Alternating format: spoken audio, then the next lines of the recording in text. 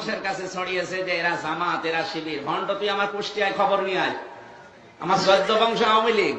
আমি ওপেন বলছি, বাংলাদেশ জামাত ইসলামীতে আমি যোগ দিয়েছি। আমি করি এই কারণে, কারণ আমি দেখি এই দেশ চালানোর মতো সৎ এবং যোগ্যতা সম্পন্ন সব সেক্টরে তাদের মানুষ আছে।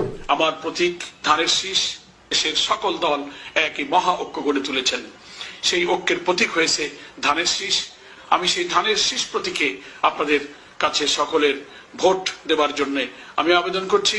আর নিজেরাই গোলাম পরোয়ার হয়ে, নিজেরাই ধানের শীষের প্রার্থী হয়ে প্রত্যেক ঘরে ঘরে মা বোনের কাছে যান এবং ধানের শীষে ভোট দিন। কেন্দ্রকে পাহারা দিয়ে ভোটকে নিশ্চিত করুন, আপনারা গাবড়ে যাবেন না। আমাদের যত মার্কা আছে নির্বাচন, তার মধ্যে সবচেয়ে সহজ মার্কা হলো দাঁড়িপাল্লা।